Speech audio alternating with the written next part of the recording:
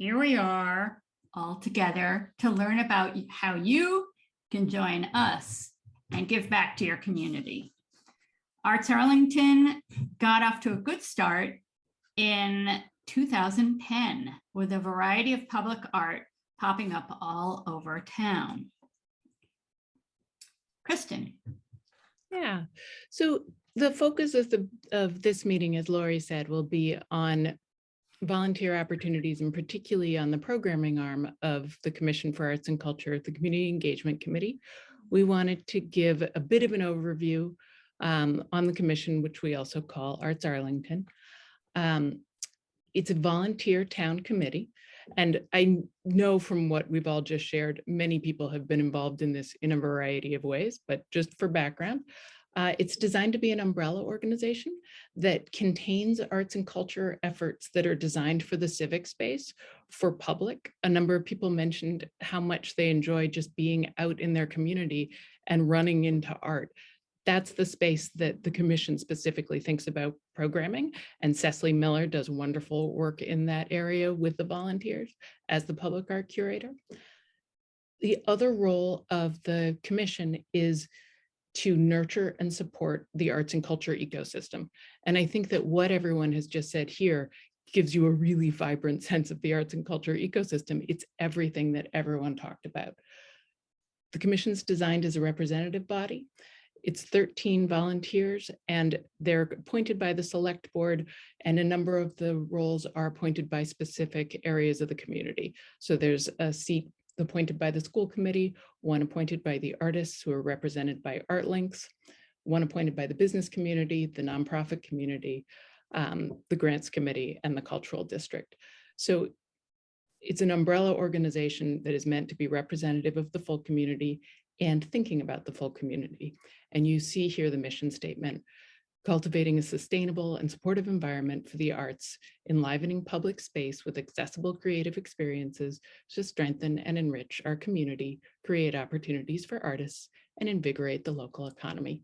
Lori, can you go to the next slide? Thank you. So what does that mean practically?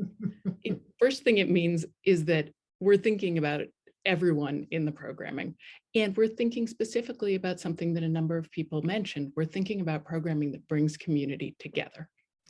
We're thinking about the people in the community who are making art, individual artists and creatives, nonprofits, for-profits, all of which are represented here tonight. We're also, it is the commission's role to be making sure and advocating for the arts having a seat in policymaking. And that's actually something that everyone can contribute to. As a number of people have mentioned, art is as prominent as it is in the Arlington community because passionate individuals advocated for it, and the town responded to that by creating a town committee and giving it a budget. All the Arts Commission activities are funded by the town and by raised funds. When you're in a public meeting, or when you're filling out a survey or saying what's important to you in any forum, if there's an opportunity to advocate for the arts, that is always valuable. Stuart has put in the chat artsarlington.org, which is the website that the commission supports and manages. It is a promotional space and learning space for all the arts in Arlington. So you can find out what's going on at the Arlington Center for the Arts there. You can find out what the Arlington Friends of the Drama are doing. You can also find out what the commission's doing. If you don't already get the twice-a-month newsletter, please go sign up, artsarlington.org. Finally, Arlington has a cultural district. It runs from East Arlington to Jason Russell House, and it's a section of town that the Mass Cultural Council has designated as having particularly rich arts and culture sites and businesses. And that having the cultural district designation results in both funding and promotional opportunities with the Mass Cultural Council. So that gives you a sense of the overview of the Commission for Arts and Culture. And now, Lori, back to community engagement. Great.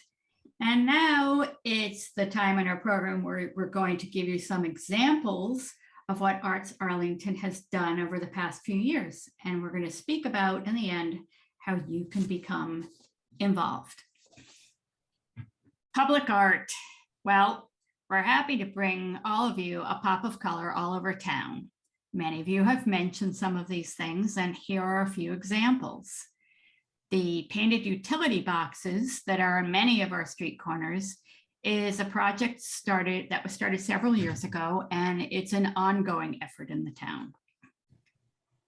Art that creates awareness, like this clean energy banner by our guest and artist that's here with us tonight, Maria Lobo, that is also supportive to Arlington's efforts for renewable electricity.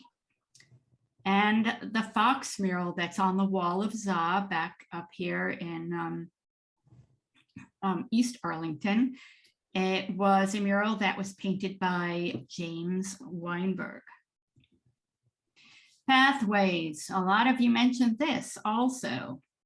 You may have noticed that, as many of you have, that you've mentioned tonight, that art is constantly popping up on the Minuteman Bikeway. And here are a few examples of this ongoing effort. We have Colony 1 by Christopher Frost. We have Rhetoric of Opposites by Nilu Muchala, and Flutter by Claudia Ravishare and Mike Moss.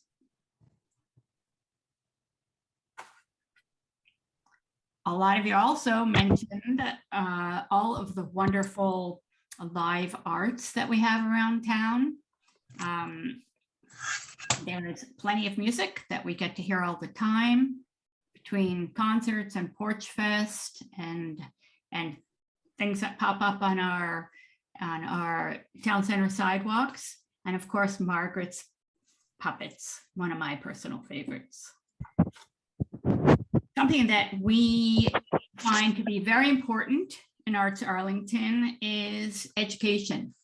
And we cover that in many different ways to our residents of all ages. And here you see the Remembrance of Climate Futures, which is an ongoing public art project that is raising awareness on the impact of climate change. This summer, a group of teens created a wheat paste preview of aluminum markers that you will see installed all over town. And we have other activities like drumming class, which was taught by Odiko of New England. A couple of you mentioned the Youth Banner Project. This is a project that's been ongoing since 2016, and it gives our Arlington teens an opportunity to submit designs for the Banners Project. And this is a project that's funded by the Gracie James Foundation in memory of Gracie James, who was a talented Arlington High School student who found solace in the joy of the arts. What many of you mentioned, it's something that we have find to be very important, is a community effort to do projects that are collaborative. Nicely, we have a few people that have participated in the two projects that we see here today. One was sewing COVID masks in honor of our medical workers. And this project was led by Johnny Latham. And also we have a yarn bomb installation. It was titled Ripple, and it was curated by Adria Arch. Okay, we have recently implemented a program over the last couple of years where we have an artist in residence. One of the people, several people mentioned both of these projects in our introductions. And the first one is called Reflecting on Our Pandemic Experience. And Nilu Muchala had interviewed people and created these banners that, as you may have noticed on your strolls, was hung through the summer and fall in the woods at Menotomy Park. And we have persistence. Many, many people participated in this project, busily crocheting and assembling these forms that you see near Spy Pond. And this was to raise awareness of the deadly impact of single-use plastic on environmental and human health. One of the biggest things I heard during introductions was how excited people are with being involved within their neighborhoods. And this was the recent Heights Haiku project that was definitely fueled by community participation. It was beautifully curated by our very own Cecily Miller in collaboration with poets Jesse Brown, Stephen Ratiner, and a sign painter, Kenji Nakayama. Similarly, in the neighborhood theme, we had a project about 5.5 or 6 years ago called Storefront Stories. This is one of my favorites because it's one of the first public art projects that I saw when I moved to Arlington, because I live near here. And this was done by artists Cedric Douglas, Julia Roth, and Nilu Muchala, who worked again with our very own Cecily Miller to create giant wheat paste portraits and zine publications celebrating local business owners in Capitol Square. Hopefully, if you live down in East Arlington, you've experienced the Fox Festival. We strive to keep our children involved, working with the Thompson and Hardy schools to create art and carry that they can personally carry in the Fox Festival Parade, which has been a part of Arlington for a long time.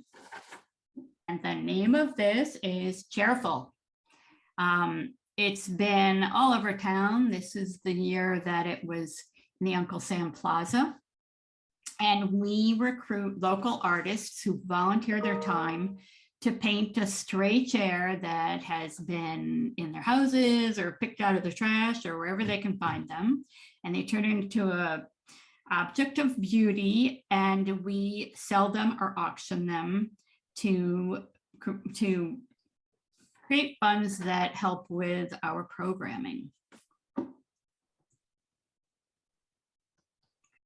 Here we are, back to why we've called you here tonight, because we are anxious to involve as many community members as we can. And there are many ways that you can become involved. There's communities and events, etc., and we will go through them one by one with you. Kristen. The number one way to get involved is to volunteer at events. We have a variety of events all through the years. Many people have mentioned, this is a great thing to do if you're looking for social opportunities that put you where the action is. There are opportunities both on the front lines hosting and also behind the scenes. And this is the kind of thing that you can do from time to time as you have time, rather than an ongoing commitment. And because there are so many of you here tonight and we need all of these volunteers, we would like to invite any of you that are interested to be the volunteer or a group of volunteer coordinators.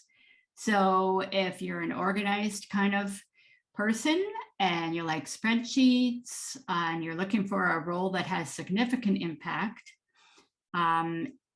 we welcome you. And this would be a commitment that would probably average out to maybe 5 or 10 hours a month. This is an opportunity to document and promote events. We need help getting the word out about things. So we need people to take pictures, to take videos, to write about events. And we also need people to do the promotional part, working with local media or with social media. So this is something where you can take on a segment of the role. You can take the pictures and then hand them off to someone else who deals with the social media. Or if you're the kind of person who likes to do it all, that's very valuable as well. We have people posting from events sometimes, and that is always such a great way to let people know what's happening as it happens. Seeing as we're going to have all of this beautiful documentation, and some of you, as we advertise, will want to be behind the scenes, we need help, if you like working independently, to get somebody to be an archivist. So this would mean taking everything that we have, photographs, videos, media and such, and organizing it so we are out of the mayhem.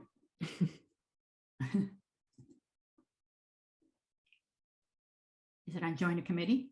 Join a committee. So the commission has a number of subcommittees and many of them are looking for new members.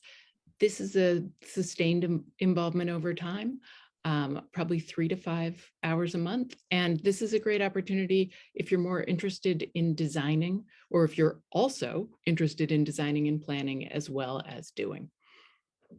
And of course, there's the committee that is presenting to you tonight, which is the Community Engagement Committee that you've learned about. And we are moving on to the fundraising committee, and I'll ask Christine Noah, the chair, to talk more about that. Sure, yes. So the fundraising committee is basically exactly how it sounds. We meet once a month on average. That schedule sort of varies just based on our availability, so it's pretty flexible. We're working to grow ACAC's contributed revenue. We do get some funding from the town, obviously, but a lot of our funding also comes from grants, individuals, and local businesses. And if you're a part of this committee, you never have to ask for money if you don't want to, we promise. We know that's not everybody's thing, so we understand. But we're nicknamed the FunCom because we have a lot of fun. So if you're interested in helping ACAC grow and get more resources, please reach out to me and we'd love to have you join us. Great. And we are now moving on to the Grants Committee. Susan Larson is here to present on this slide. Hi, everyone. The Grants Committee works as part of the local cultural council in Massachusetts to distribute funds that we receive from the disbursement from there. We just completed a cycle. We had approximately 20 projects in Arlington that we funded. We had about 40 applications of local artists, and we meet once a month. This is a good opportunity for you if you're looking for a sustained commitment over time. We meet the second Monday of every month at 7:30. And it's also a great project if you want to see what's going on behind the scenes, if you would like to work one-on-one with artists, supporting them. Each of our committee members is a liaison for different projects that are happening around town, some of them that we've seen presented tonight. So you can work with the artists to make sure that they're getting their paperwork and answering their questions. And we're a wonderful group of people that just really are enjoying one another's company. So it's also a good opportunity for you if you just want to meet other people in town who support the arts. Thank you, Susan. And we invite Stuart to speak on this. Terrific. So it's not so much a committee, it's a standing task force. It's a core value of ACAC to promote equity, inclusion, and respect. We created the task force that intersects with all the multiple committees to pursue these goals across all of our program areas, and our activities involve everything from recruiting new members and kind of establishing benchmarks to ensure that we're reaching the widest possible range of Arlington residents and stakeholders. Some of the tasks that people can be involved in include outreach to underrepresented constituencies in town. It could be translation, sign language, demographic research, and reporting. But it's a really neat way to intersect with a wide range of commission activities. Now in the marketing, I think Kristen covered many of our needs very well there. As she said, event photography, but video skills, PR, feature writing are helpful, social media skills, graphic design. There's a never-ending need for things, web graphics, print flyers, etc. Sometimes it's just placing signage at events or being an event greeter, encouraging newsletter sign-ups, sharing information, distributing brochures. That can be a pretty light lift and a lot of fun. So those are some of the activities that are available for those committees. And I'll put Thank you. And the next and last, pretty much last part of this formal presentation is to talk about upcoming events. And as we move into spring, the Community Engagement Committee will continue to plan upcoming events. And the two that we will be working on back in Arlington Heights, we are joining with the Arlington Heights Community Association and local businesses to organize 2 spring events. One is a community painting day in storefront windows, and that's on May 7th. And the next, on May 21st, is a festival celebrating the spring season, nature, neighborhood, creativity. Volunteers are needed, of course, for all of our events, but if you'd like to be a part of this event, they are having their first meeting this Wednesday, February 2nd at 8:30. The second project that's ongoing that we are continuing to work on is a portrait project. And we spoke earlier about our Artist in Residence program.